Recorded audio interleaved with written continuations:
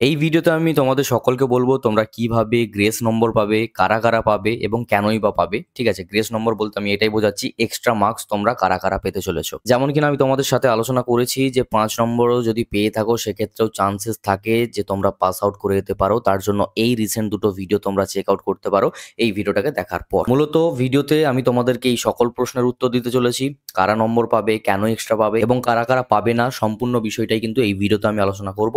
কার্যত যারা যারা ভয় পাচ্ছিলে যে মাধ্যমিকের পরীক্ষাতে অঙ্ক পরীক্ষা খারাপ হয়েছে, ইতিহাস পরীক্ষা খারাপ হয়েছে, আমি কি পাস করব কিনা, আমি অমুক নম্বর পেয়েছি তাহলে কি আমি পাস করব কিনা ইত্যাদি সম্পূর্ণ কোয়েশ্চেনের কিন্তু কনফিউশন আজকে ক্লিয়ার হতে চলেছে এই ভিডিওতে। কার্যত চ্যানেলটাকে কিন্তু সাবস্ক্রাইব করে দিও এবং নোটিফিকেশন বেলটাতে অল দাবিয়ে দিও। 10,000 সাবস্ক্রাইবারের খুব কাছাকাছি আছি আমরা, এবং 10,000 সাবস্ক্রাইবার হয়ে গেলে আমরা একটা গিভ আওয়ের ব্যবস্থা কিন্তু শুরু করতে চলেছি। তো চলো ভিডিওটিকে শুরু করা যাক। অলরাইট, সো গ্রেস নম্বর কাদেরকে দেওয়া হয় সেই বিষয় নিয়ে প্রথমত একটু আলোচনা করা যাক। গ্রেস নম্বর তাদেরকে দেওয়া হবে যারা ভুল প্রশ্ন অ্যাটেম্প্ট করবে বা সেই ভুল প্রশ্নের দাগ নম্বর লিখে কিছুটা অংশ করার চেষ্টা করবে অ্যাটলিস্ট, তাদেরকে কিন্তু গ্রেস নম্বর দেওয়া হবে। ঠিক আছে, বা এক্সট্রা নম্বরটা দিয়ে দেওয়া হবে। ঠিক আছে, এবার এই এক্সট্রা নম্বরটা কত হতে পারে? যদি 5 নম্বরে কোনো একটা কোয়েশ্চেন থাকে, তো যদি কোয়েশ্চেনটা ভুল হয়ে থাকে তাহলে কিন্তু 5-এ 5ও পাওয়া যেতে পারে, আবার কোনো কোনো ক্ষেত্রে দেখা যায় যে 5-এর মধ্যে 4ও দেওয়া যায়। তো আশা করি এই এক্সট্রা নম্বরটা কারা কারা পাচ্ছ সেটা জানা যাচ্ছে। ঠিক আছে, যেমন কিনা আমি এই ভিডিওতে বলেছিলাম যে যারা যারা 5 পাবে সেক্ষেত্রে যদি 3টে কোয়েশ্চেন ভুল ছিল অঙ্কতে, তো তার মধ্যে যদি দুটোও যদি নাম্বার দেওয়া হয় তো সেক্ষেত্রেও 10 পাওয়া যাবে, টোটাল কিন্তু 15 নম্বর হয়েই যাচ্ছে। তো সেক্ষেত্রে বোঝা যাচ্ছে যে ম্যাক্সিমাম ছেলেরাই কিন্তু পাস আউট করতে চলেছে। এছাড়াও এক্সট্রা নম্বর কারা পাবে? যদি দেখা যায় যে তুমি 12 নম্বর পেয়েছো, 13 নম্বর পেয়েছো, সেক্ষেত্রে এক্সট্রা কিছুটা মার্কস কিন্তু দিয়ে দেওয়া হবে যাতে তোমরা কিন্তু পাস আউট করে যাও।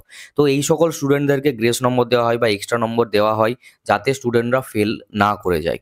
ঠিক আছে, এরপর আমি তোমাদেরকে বলবো এরই মধ্যে বিভিন্ন টাইপের কিন্তু কমেন্টস পাওয়া গেছে। যেমন অনেকে বলছে যদি 10 নম্বর এক্সট্রাই দেওয়া হয়, 15 নম্বর এক্সট্রাই দেওয়া হয়, তাহলে যারা 100-তে 100 পাবে তারা তো 110 বা 115 পেয়ে যাবে। আশা করি এবার তোমরা বুঝতে পেরেছো যে এক্সট্রা নম্বরটা কারা পাবে।